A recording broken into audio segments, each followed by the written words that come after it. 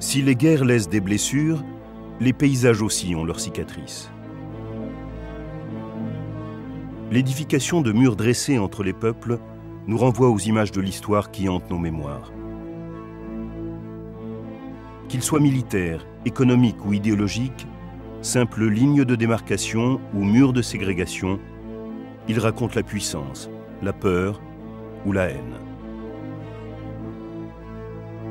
Si l'histoire nous enseigne que tous les murs sont contournés ou finissent par être détruits, leur édification se poursuit.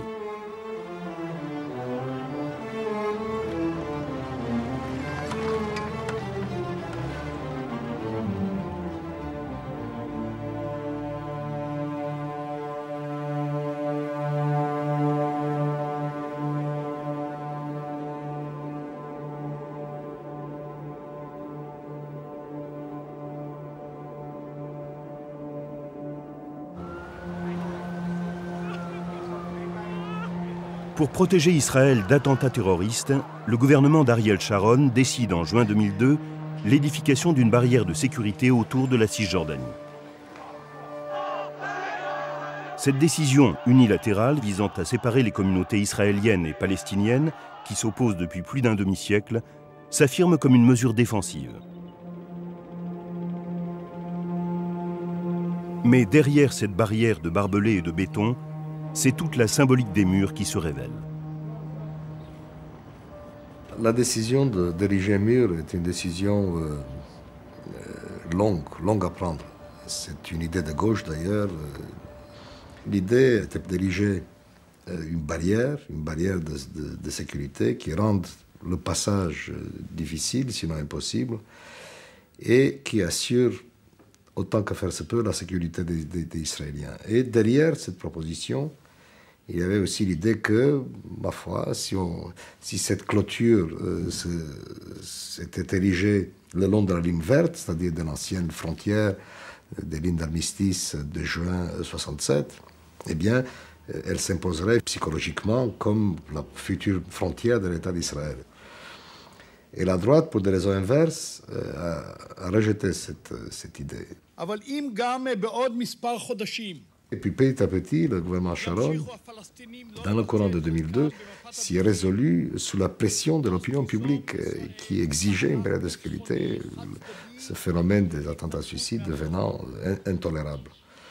Mais une fois qu'ils ont repris cette idée au vol, ils ont beaucoup changé le tracé de cette barrière de sécurité, en jetant des bras à l'intérieur du territoire palestinien, qui d'ailleurs, pour la plupart de leurs porte-parole disent, si vous voulez bâtir une barrière, on ne peut pas vous empêcher, mais faites-la chez vous, ne la faites pas chez les voisins.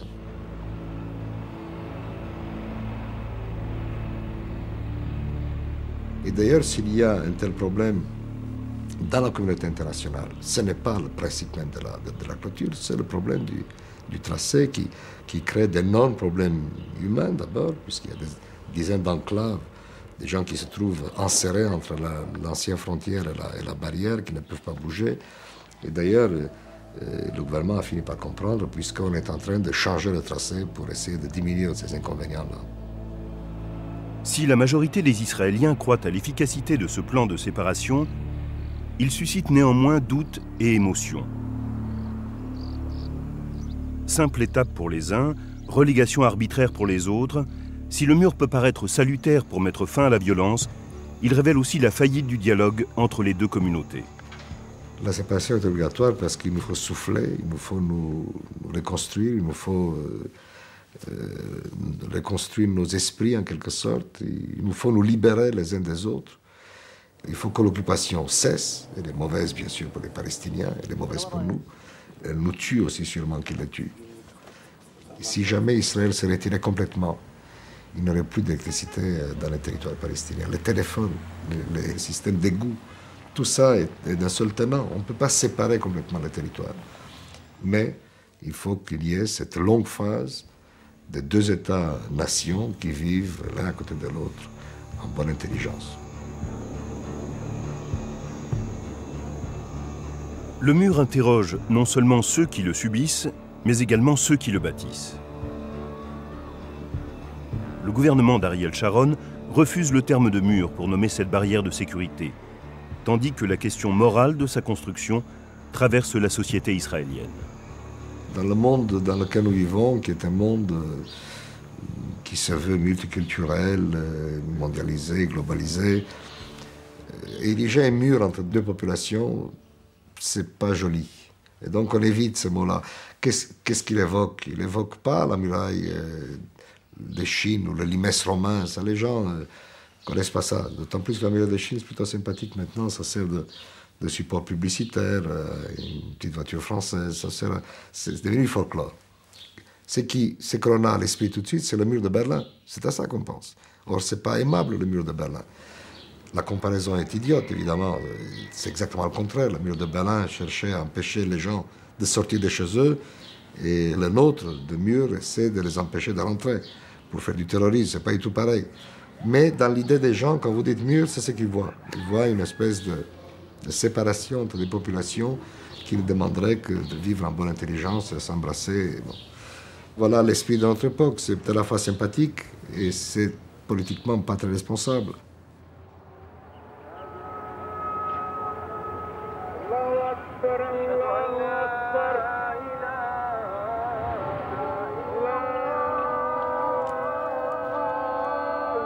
Chaque soir, l'appel à la prière rappelle la présence de cet autre que l'on voudrait ignorer. C'est en voulant se démarquer de l'autre, qu'il soit barbare, ennemi ou simplement d'une culture différente, que les hommes ont de tout temps édifié des murailles.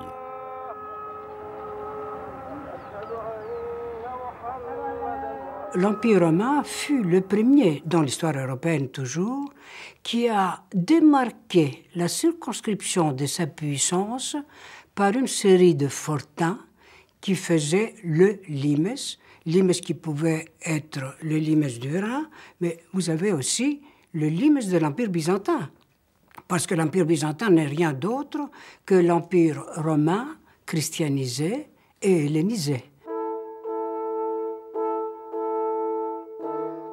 L'Empire romain constitue une étape majeure dans l'histoire de Rome. C'est que l'Empire, c'est la paix. Et c'est la fin des grandes conquêtes. Alors à partir de ce moment-là, eh bien, l'Empire romain devient défensif. Et c'est le point de départ de cette frontière militaire entre Rome et la Germanie. C'est à des forteresses de pierre qui annoncent les châteaux forts du Moyen-Âge. Il y avait d'abord un vallum, c'est-à-dire un fossé, ensuite une muraille, soit en terre, soit surtout en pierre, ponctuée de tours tous les 300 ou 400 mètres. En arrière, il y avait une route stratégique qui permettait à des renforts, à des troupes d'intervention, d'arriver assez rapidement à l'endroit où des barbares étaient en train de s'infiltrer. Il empêchait des incursions, peut-être pas très importantes, mais enfin qui auraient pu condamner la pureté de la civilisation romaine. Et puis enfin, il y a eu quand même des invasions importantes qui ont été repoussées. Maintenant, il y a la rupture du limès au 5e siècle. Les barbares réussissent à passer, mais ce sont des barbares qui ont évolué. On constate de plus en plus qu'au contact des Romains, eh bien, ils se livrent à l'agriculture et ils associent agriculture et élevage. Certains parlent le latin. Il y a des échanges économiques entre la partie orientale et occidentale du limès. Et finalement, dans certains cas, on les laisse rentrer à une condition, c'est qu'ils assurent eux-mêmes la défense du limès, car on sait que ce sont de très bons soldats, des hommes rigoureux, et on pense qu'ils vont, à l'intérieur de Rome, constituer des moyens de défense. Si le limès romain a fini par tomber, les vestiges du mur d'Adrien entre l'Angleterre et l'Écosse nous rappellent un monde ancien coupé en deux. En imposant leur langue et leur culture à l'intérieur de l'Empire, les Romains ont façonné le futur visage de l'Europe. Le limes, quand même, tel qu'on le conçoit, puisque limes a fini par signifier aussi frontière, c'est la muraille ou le mur ou la série de murs fortins qui empêchent les autres d'y pénétrer. Parce que qu'est-ce que c'est un peuple limitrophe? Quand on dit limitrophe, on pense qu'on vit dans ou de l'autre côté de la frontière. Eh bien, si vous prenez le terme limitrophe, limes et trophos, c'est un terme composé de deux civilisations différentes. Limes étant un terme latin, trophos étant un terme grec, qui veut dire tout bêtement qu'on se nourrit de l'autre. Trophos à la frontière, c'est-à-dire il y a cet échange, il y a cette acculturation qui fait que chacun va vers l'autre pour construire une harmonie nouvelle, reconnaissable et reconnue comme telle par les deux parties. C'est un moyen, disons, d'asseoir votre légitimité, votre présence, d'affirmer que de ce côté-ci, c'est nous, de l'autre côté, c'est eux, c'est l'autre. Et effectivement, les murs jouent aussi un rôle à cet égard. Le plus impressionnant, bien sûr, une fois de plus, c'est cette immense muraille de Chine qui marque la différence entre le pays de la culture, du savoir, et puis les barbares.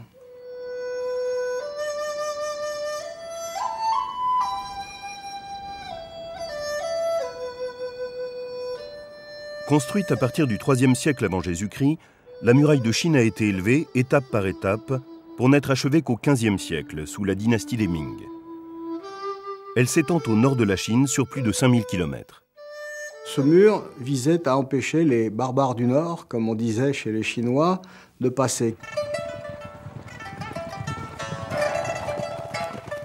C'était des guerriers nomades de l'Asie centrale.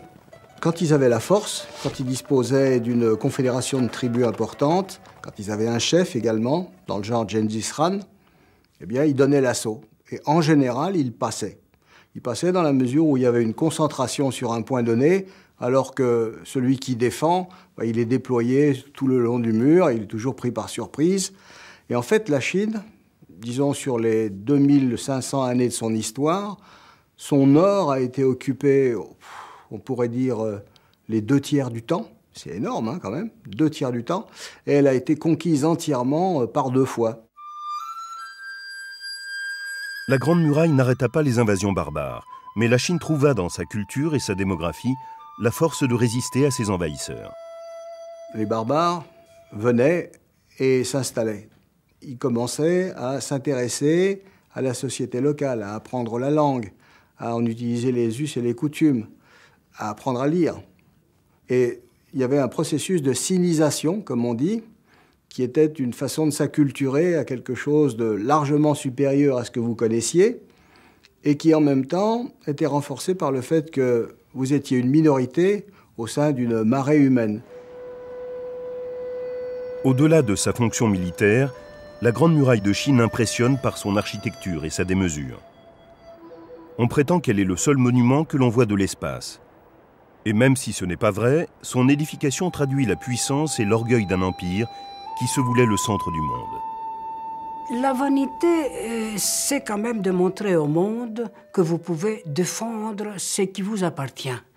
Mais je ne crois pas que c'est une question de vanité, c'est quand même une question de vraie nécessité, de besoin.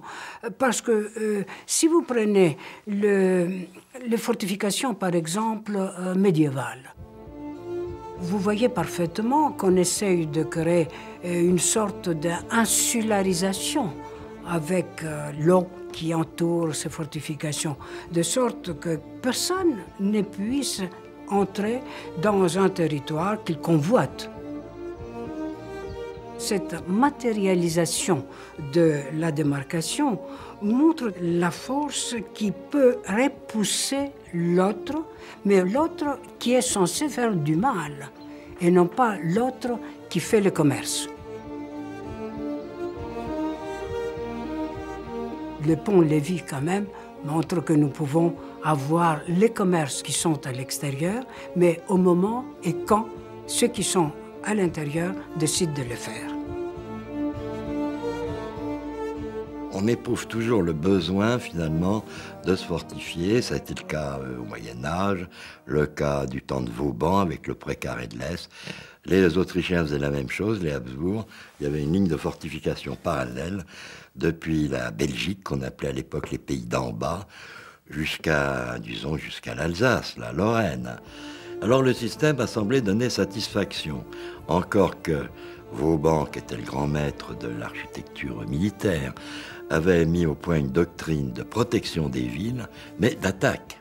Et quand on disait une ville assiégée par Vauban est une ville prise, c'était assez paradoxal. Il y avait quand même quelque chose d'un peu décourageant. Protégée ailleurs par ses côtes et ses montagnes, la France n'est séparée par aucun obstacle de ses voisins de l'Est.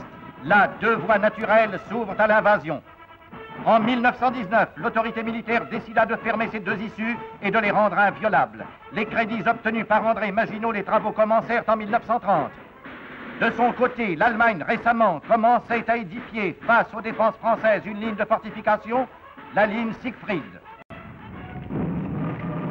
Tout système de fortification trouve ses limites dans l'évolution des stratégies militaires.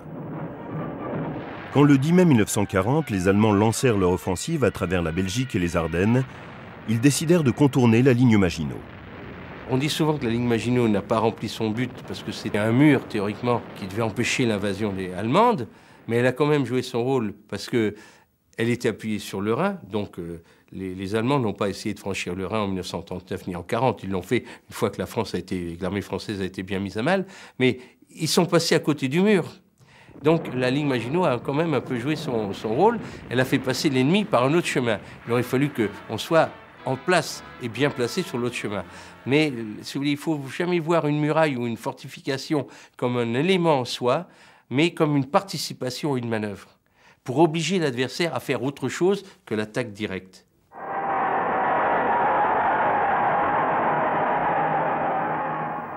En mai 1945, la guerre prenait fin en Europe.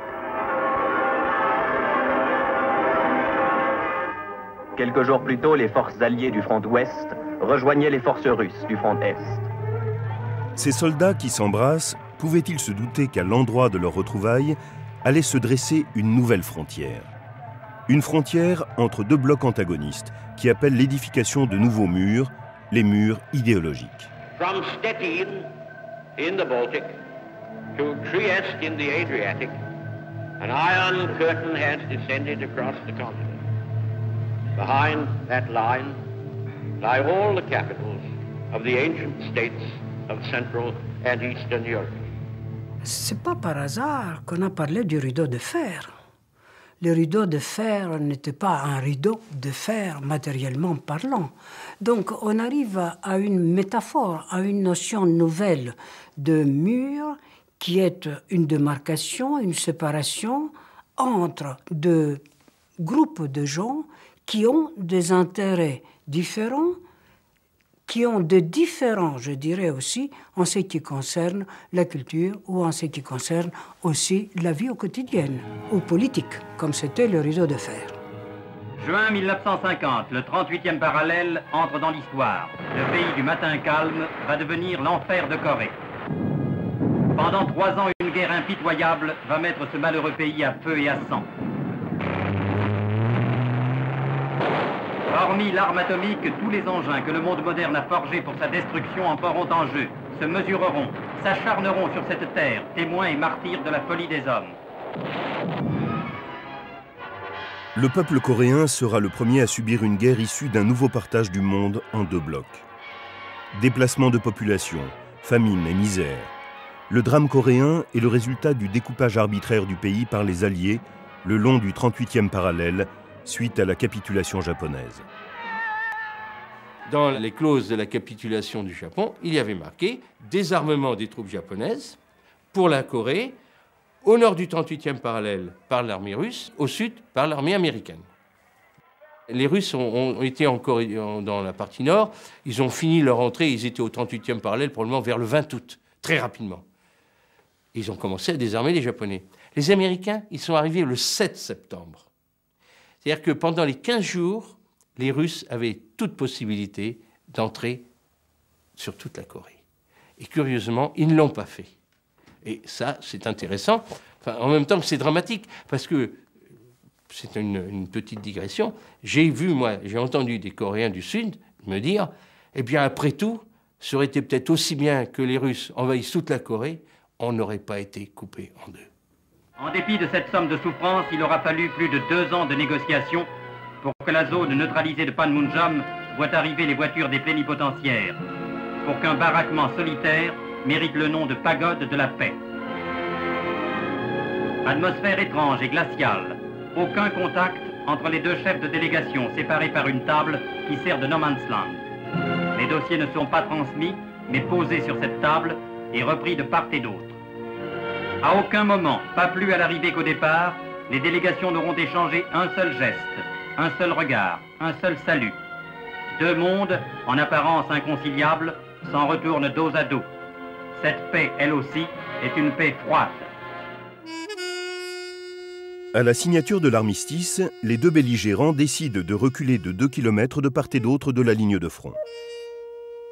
C'est ainsi que se crée une zone démilitarisée de 4 km, la DMZ. Pour prévenir toute reprise des combats, chaque camp fortifie ses nouvelles positions. La ligne de démarcation elle-même n'existe pas sur le terrain, mais c'est surtout les 2 murs à 4 km l'un de l'autre, les 2 murailles, si on veut dire, qui, elles, sont importantes et principales, dans ce sens que c'est elles qui sont faites en fil de fer barbelé. Ces champs de barbelés sont souvent minés. Autrefois, vous aviez des voies ferrées qui traversaient cette zone. Alors, les voies ferrées ont été détruites et les ouvrages d'art à proximité ont systématiquement été minés pour que ça n'incite pas les gens à les utiliser.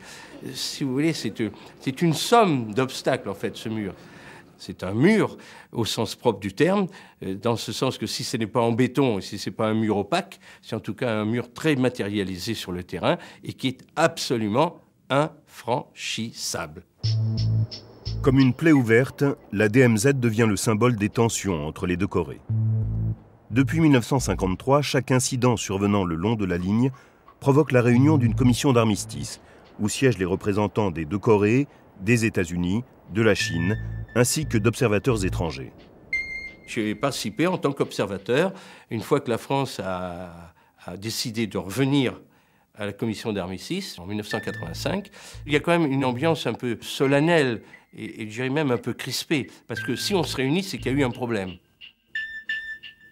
Sur la table qui sépare les 2 équipes plénipotentiaires, le milieu est métallisé par les fils des micros, et ces fils de micro matérialisent la ligne de démarcation qui se poursuit à l'extérieur du bâtiment par un petit trottoir en béton et qu'un officier des Nations Unies ou sud-coréen n'a pas le droit de franchir, sans quoi il provoque un accident grave à Panmunjom.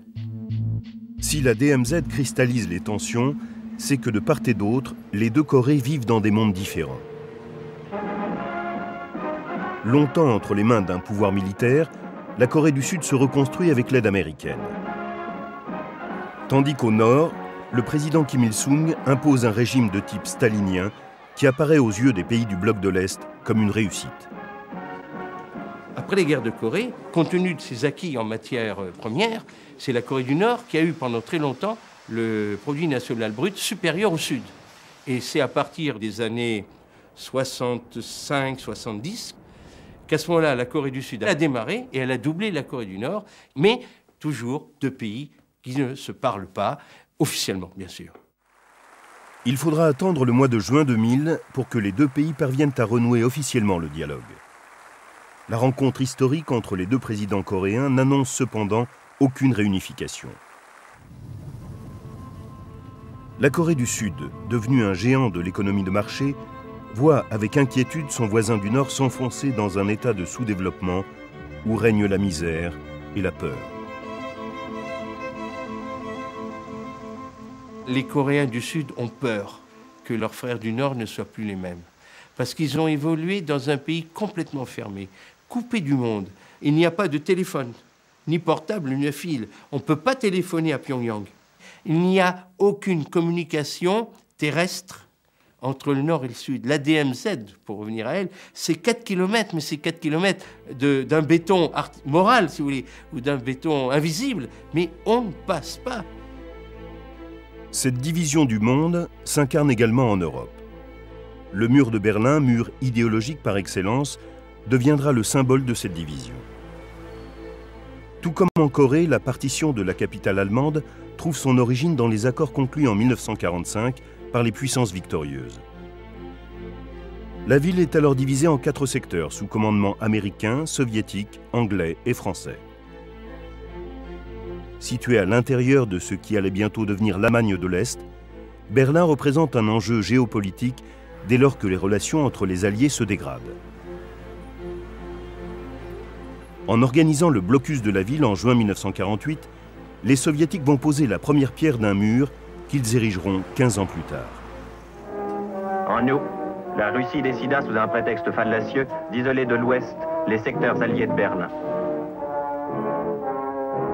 Trains, péniches et camions furent bloqués. Berlin, où dès lors, ravitaillement et combustible pour les foyers et les usines ne pourraient plus parvenir que sous escorte militaire et au risque d'un conflit. Quand ils ont fait le siège de Berlin, d'un commun accord anglais-américain, ceux qui auraient pu réagir militairement ont dit bon non. Et ils ont trouvé une formule que les Russes n'avaient pas prévue, qui les a mis finalement à chaque émat, c'est le pont aérien. Ils ne pensaient pas qu'une aviation de transport réussirait à ravitailler une ville de 2 millions d'habitants, non seulement en vivres, mais en charbon, etc., pendant près d'1 an. Ça, c'est un succès. C'est alors que se créa, sous l'impulsion des Nations Unies, une des plus surprenantes entreprises des temps modernes. Le pont aérien fut une espèce de miracle technique. De jour et de nuit, des milliers d'appareils tracèrent un gigantesque trait d'union. Du blé volant, du charbon volant, l'existence même d'une ville suspendue au fil ténu d'une ligne aérienne. Il y avait une espèce, disons, d'accord tacite pour ne pas pousser les choses, comme dit Clausewitz, à l'extrême. Une guerre risque toujours de déraper parce qu'il soulignait, c'est qu'il y a une tendance à aller à l'extrême, c'est-à-dire d'employer le maximum d'armes, etc., aller finalement jusqu'à la destruction de l'adversaire. Malgré l'échec du blocus, l'URSS poursuit sa politique de provocation envers les puissances occidentales. Et les Soviétiques vont fermer inexorablement leur zone d'influence.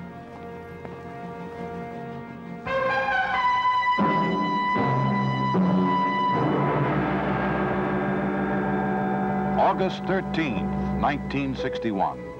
The wall is begun. The wall of shame. C'était en fait une mesure de défense, officiellement pour empêcher les méchants fascistes d'entrer. Il y a même eu des intellectuels communistes français pour faire des livres, pour montrer à quel point c'était une défense contre l'invasion des fascistes. Et en fait, c'était pour empêcher les gens de sortir. Il faut bien voir quelle était la situation jusqu'alors. On pouvait passer sans trop de difficultés de l'Allemagne de l'Est proprement dite à Berlin-Est. On passait facilement de Berlin-Est à Berlin-Ouest, et de Berlin-Ouest, on passait facilement en Allemagne de l'Ouest. Donc pour empêcher la fuite, qui devenait de plus en plus massive des gens de l'Est, on fait le mur. C'était moins dangereux pour la paix du monde que si on avait coupé les communications, comme on avait fait en 1948, mais pour les gens d'Allemagne de l'Est, c'était vraiment l'enfermement, et surtout pour ceux de Berlin.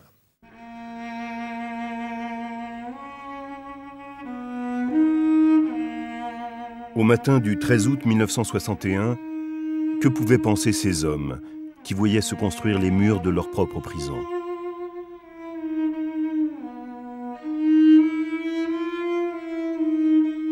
Ils se sont arrêtés pour regarder une dernière fois l'horizon qui se bouche. Images d'impuissance, de colère et d'humiliation qui marqueront longtemps les mémoires.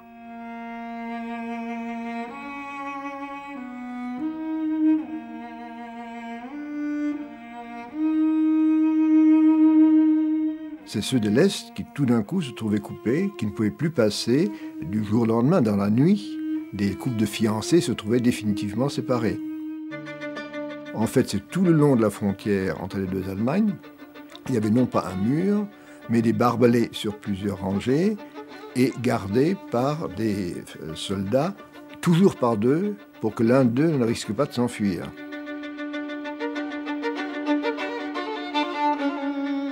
Il y a eu des fuites, mais il y a aussi beaucoup de morts, de gens qui essayaient de passer et ont tiré impitoyablement sur eux. Les Berlinois ont été désagréablement surpris de voir qu'il n'y avait pas de réaction des puissances occidentales. Il n'y en a pas eu, on n'a pas envisagé. On a dit, Bon, ben, c'est un aveu d'échec d'abord. Il vaut mieux les laisser cuire dans leur jus.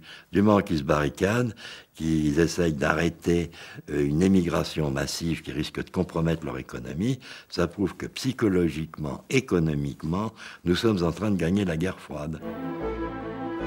Si la guerre froide entre l'URSS et les États-Unis perdure, c'est qu'entre les deux superpuissances se joue cet équilibre de la terreur que représente l'arme nucléaire. La guerre idéologique s'en trouve renforcée, et le mur de Berlin devient le symbole de la séparation entre un monde libre et un régime totalitaire. There are many people in the world who really don't understand, or say they don't, what is the great issue between the free world and the communist world. Let them come to Berlin. In the world of freedom, the proudest boast is, Ich bin ein Berliner. Le mur a complété une politique de la République démocratique allemande, essayant de ne pas laisser influencer les gens par l'horrible vie occidentale, par le pluralisme politique, pas seulement par le niveau de vie, mais aussi par les libertés.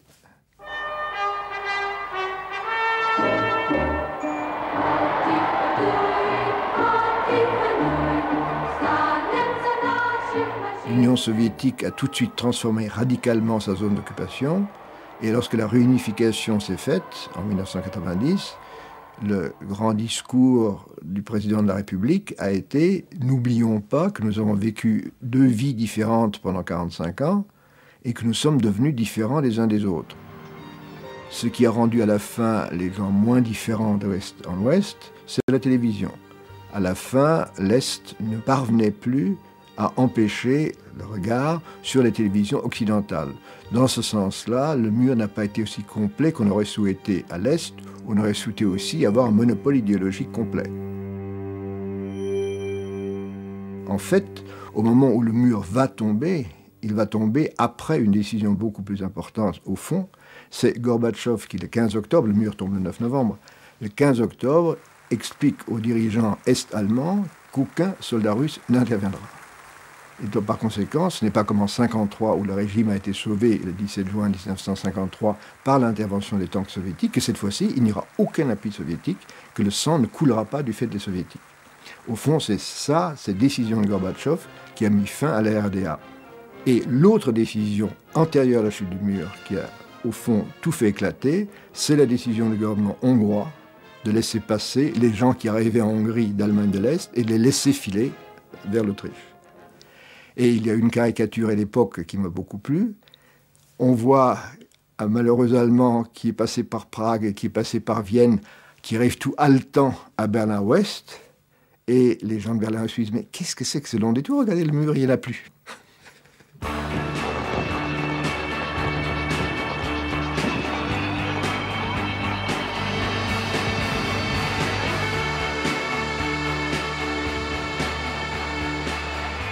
Aujourd'hui encore, on discute pour savoir qui a pris la décision de laisser passer les gens. En fait, il y a une annonce fausse qui a été faite par l'un des dirigeants Est, qui croyait qu'il y avait une décision prise pour laisser passer tout le monde. Ce n'était pas encore vrai, mais c'est devenu vrai immédiatement. Et le passage a été autorisé avant la démolition proprement dite du mur, mais qui après a été mis en morceaux. Il était inévitable qu'on réunifie, ou alors il fallait refaire un mur. Car des centaines de milliers Est venaient à l'Ouest dans l'espoir d'une vie immédiatement meilleure. Et si l'unité n'était pas venue, c'est par millions cette fois-ci qu'ils auraient voulu passer à l'Ouest. Impossible d'organiser le dépeuplement complet de l'Allemagne de l'Est, il aurait fallu faire au moins une frontière. Et ça, c'était quand même inimaginable qu'on puisse faire ça après avoir fait tomber le mur. Le mur de Berlin n'aura pas résisté à l'aspiration de liberté des peuples d'Europe de l'Est. Sa chute annonce l'effondrement du bloc communiste dans les années qui suivent. Avec la réunification, les Allemands de l'Est vont découvrir les mirages de la société de consommation et les difficultés, pour eux, à y prendre part. Il y a une certaine amertume à l'Est.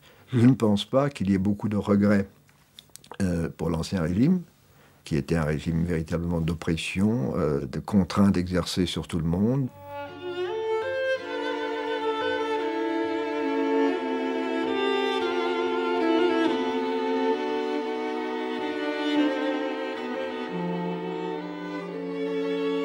Les murs tombent parce que l'histoire change. En effet, il n'y a pas de murs qui ne sont pas tombés. Même le mur de Berlin est tombé. Il y en a pourtant un mur qui n'est pas encore tombé. Je pense à celui, bien sûr, de Nicosie à Chypre. Les murs surgissent aussi des sédiments de l'histoire. Fruit des différentes invasions de Chypre, la cohabitation entre les communautés grecques et turques a toujours été difficile. En juillet 1974, suite à un coup d'État militaire contre le président chypriote, la Turquie envahit le nord de l'île. Après des déplacements de population et des expropriations, les deux communautés se sont réparties de chaque côté de la ligne de cessez-le-feu. Depuis 1974, les forces armées des Nations Unies maintiennent la paix entre les deux communautés. Bien sûr, il n'y a pas possibilité de passer d'une partie à l'autre, mais quand même, dernièrement, on fait un effort pour que cette séparation aussi tombe, de sorte qu'on puisse dire qu'en effet, comme les empires finiront, les murs aussi finiront un jour. Aujourd'hui, Nicosie demeure toujours divisée. Et ces murs qui prétendaient séparer les communautés pour mieux les protéger n'ont fait qu'entretenir l'incompréhension et la haine de l'autre. À Belfast, en Irlande du Nord, d'autres murs vont aussi matérialiser les antagonismes anciens entre la communauté loyaliste, protestante, et la communauté nationaliste, catholique. Les événements ont commencé en 1968 et il faut bien souligner qu'à l'origine, les catholiques ne demandaient pas la réunification de l'Irlande. Ils demandaient l'égalité civique et sociale, un peu à la manière des Noirs américains. D'ailleurs, leur modèle, c'était Martin Luther King. Ils faisaient des sit-ins, des marches. Et donc, les protestants, qui étaient des privilégiés, ne voulaient pas de cette égalité civique et sociale. Et donc, ils ont répondu aux récriminations des catholiques par des bagarres. Et c'est comme ça que les premiers mouvements violents sont apparus et ils ont pris une grande extension au cours de l'été 69 et c'est au cours de l'été 69 qu'on a érigé les premiers murs de séparation entre les communautés. À partir de 71-72, lorsque les catholiques ont vu qu'on refusait de leur accorder l'égalité civique et sociale, ils se sont dit alors la seule solution pour nous catholiques, c'est la réunification avec l'Irlande du Sud. Ça a été la mort du mouvement des droits civiques et le déclenchement de la guerre civile qui a duré jusqu'en 1998. Après l'installation de barrières provisoires entre les deux communautés, le commandant des forces armées britanniques déclarait « Nous n'aurons pas un nouveau mur de Berlin dans cette ville ». Les forces britanniques ont érigé les premiers, ce qu'on appelle pudiquement en français les lignes de la paix, les peace lines, mais qui sont plutôt des murs de la honte. Et donc c'était des barrages provisoires, les fils de fer barbelés. Et puis, comme les événements ont perduré, eh bien ces premières petites séparations sont devenues des véritables murailles, construites en briques, en ciment, en plexiglas, surmontées même de barbelés pour éviter les caillassages, pour éviter les jets de pierre de part et d'autre. Ils sont devenus de plus en plus hauts.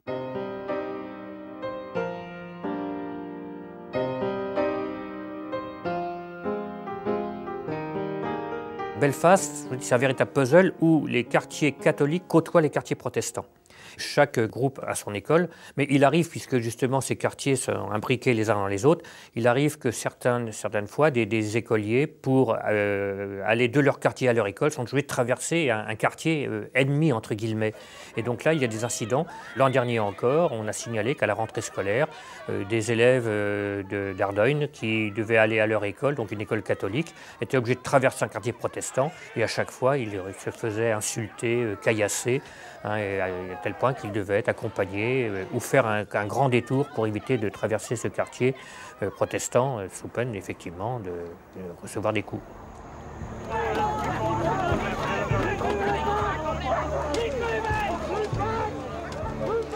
Il est très difficile de parler de société nord-irlandaise comme de société française.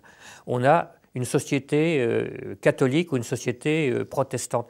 Ce qui frappe beaucoup, c'est que parfois, quelqu'un vous dit « je suis athée catholique » ou « je suis agnostique protestant ». En fait, c'est un phénomène presque plus culturel que religieux. Vous avez des gens qui ne vont jamais au temple ou jamais à l'église, mais qui sont dans la communauté, et ils ont pris l'habitude de vivre séparément.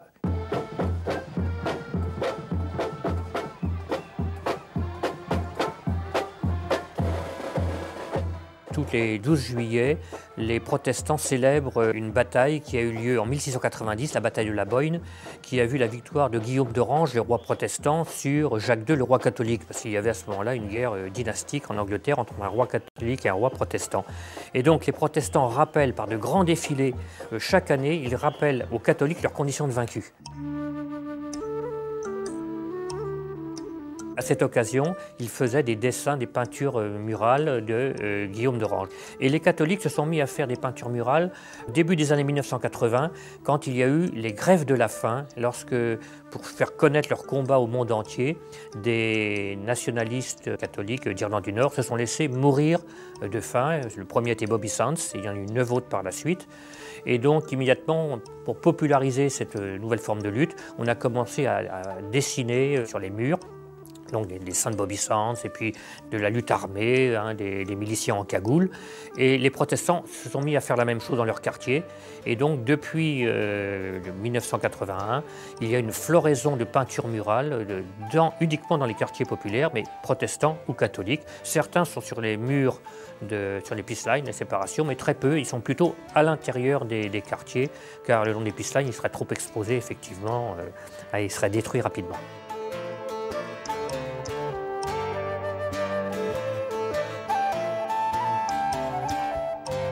Je pense qu'à long terme, c'est inéluctable. Il y aura un jour la réunification de l'Irlande, ne serait-ce que parce que démographiquement, les catholiques faisant plus d'enfants que les protestants, il y aura sans doute un jour une majorité de catholiques. Quand il y a eu la séparation entre l'Irlande du Nord et l'Irlande du Sud en 1920-21, il y avait 2 tiers de protestants et 1 tiers de catholiques au Nord. Maintenant, il n'y a plus que 54% de protestants et donc 42% de catholiques, les autres étant sans religion ou d'autres religions. Mais chez les jeunes, les catholiques sont majoritaires. Et il faudrait aussi que tous les catholiques soient présents dans la réunification, ce qui n'est pas forcément le cas.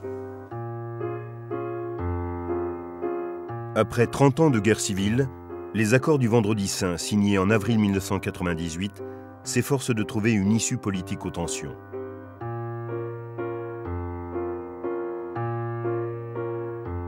Mais le processus de paix s'enlise, et Belfast conserve ses murs.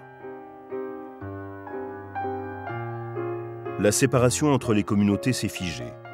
Chacune d'entre elles est acculée à vivre dans son ghetto. Je crois que la vraie barbarie, c'est la ghettoisation. Quand vous enfermez quelqu'un dans un territoire restreint et que vous l'obligez de rester dedans sans pouvoir communiquer avec l'autre que quand vous voulez et si vous voulez, et bien sûr, à ce moment-là, vous l'excluez, non pas seulement de l'histoire, mais je dirais tout simplement de toute civilisation et de tout progrès. Le ghetto trouve son origine à Venise, quand au XVIe siècle, la communauté juive est enfermée dans le quartier du Ghetto Nuovo. Mais il reste dans nos mémoires associé au nazisme, qui a fait de la relégation des Juifs derrière les murs du ghetto de Varsovie un stade ultime avant leur extermination. À l'origine, le ghetto, lorsqu'il a été construit à Venise, c'était aussi un moyen de protection, c'est-à-dire que non seulement ça isolait une communauté particulière, mais ça la protégeait aussi. Par la suite, évidemment, c'était essentiellement l'enfermement, et avec les nazis et leur politique particulière de liquidation systématique d'une communauté en tant que telle, il s'agit d'isoler, d'affamer et en fin de compte de provoquer la mort de ce ghetto.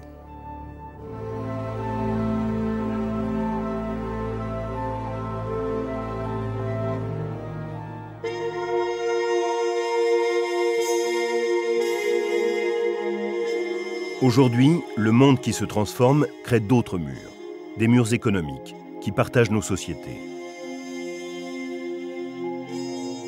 Le fossé qui se creuse entre les pays riches et les pays pauvres pousse les populations du Sud à s'exiler vers le Nord pour une vie meilleure. Et face à ces flux migratoires, les pays riches dressent de nouvelles barrières. Toutes les populations qui économiquement sont défavorisées tendent évidemment à aller travailler ailleurs. Aujourd'hui, nos visas sont nos murs, si je puis dire.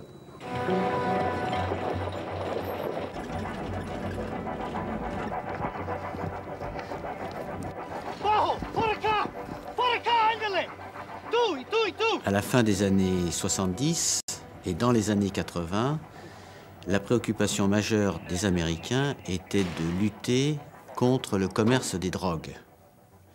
Puis après, dans les années 90, on a renforcé ce contrôle en commençant à construire 2 clôtures métalliques, l'une entre San Diego et Tijuana, en Californie, et l'autre autour de Nogales, en Arizona.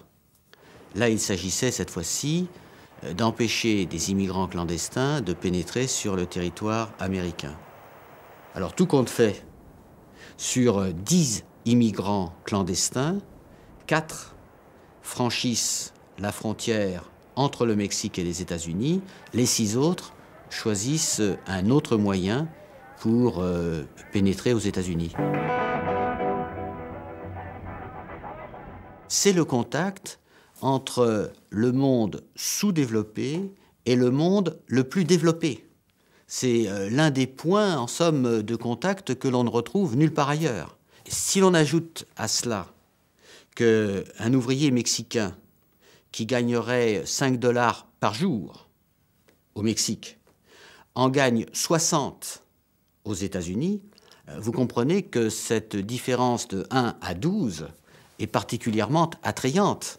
Et cela non seulement permet aux Mexicains de gagner plus, mais aussi de renvoyer une partie de son salaire vers sa famille, c'est-à-dire qu'il y a un trafic d'hommes, mais aussi une circulation d'argent qui se fait de chaque côté de la frontière. George W. Bush, président de los Estados Unidos. En signant en 1992 un accord de libre-échange avec les États-Unis et le Canada, le Mexique cherche une intégration économique au sein du continent nord-américain. En février 2001, le président mexicain Vicente Fox reçoit son homologue américain George W. Bush. En échange de facilités accordées aux Mexicains travaillant aux États-Unis, le Mexique s'engage à renforcer les dispositifs de contrôle à sa frontière sud, déplaçant ainsi le mur économique à l'intérieur de l'Amérique centrale.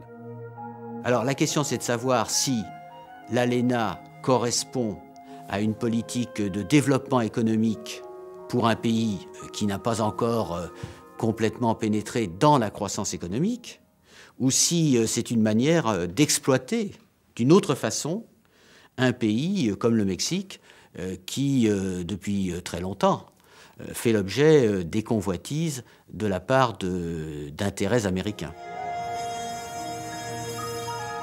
Le développement économique des pays émergents accentue le fossé qui se creuse entre les différentes catégories sociales. La peur qui gagne les couches aisées de ces sociétés crée de nouvelles forteresses, au milieu de villes gangrénées par l'exclusion et la misère.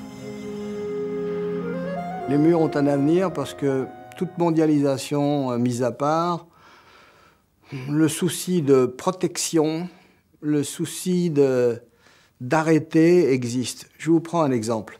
Le nombre de pays, par exemple en Amérique latine, où on a des vigiles, où on a des quartiers chics, protégés.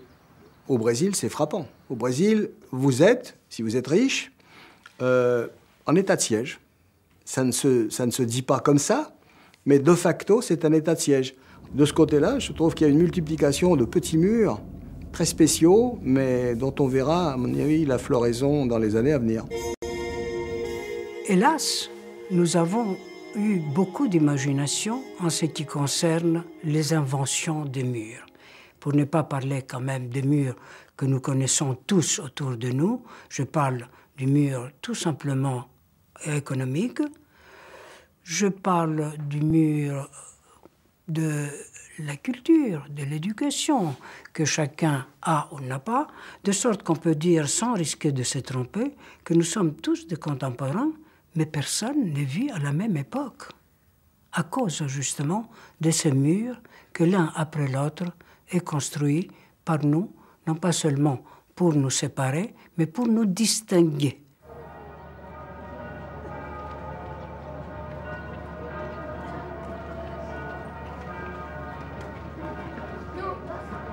Je pense que l'idée d'abattre toutes les barrières entre les humains est une idée absurde. Il faut des barrières, il faut des murs, si vous voulez.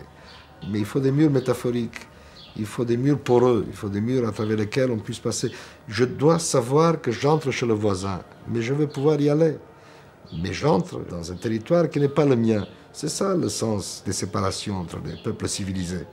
Le problème de ces murs, c'est pas que c'est une séparation barbare, c'est-à-dire imposée par une situation barbare. Et ce qu'il faudra, c'est avoir une frontière civilisée. Une frontière civilisée, c'est une frontière qu'on ne voit plus. Il y a une frontière entre la Belgique et la France, mais on ne l'aperçoit plus, entre la Belgique et l'Allemagne. Mais elle existe, elle est là. Vous changez de langue quand vous passez de frontières. Et il est bon de savoir que vous franchissez une frontière. Mais il est bon qu'elle n'existe pas physiquement, qu'elle puisse être franchie sans que j'ai à montrer patte blanche. Eh bien, c'est à ça qu'il faut tendre ici. Il ne faut pas tendre à la séparation de tout signe distinctif. Il faut tendre à ce que cette séparation soit civilisée, poreuse, franchissable. Et ça, et le mur, évidemment, ce n'est pas ça.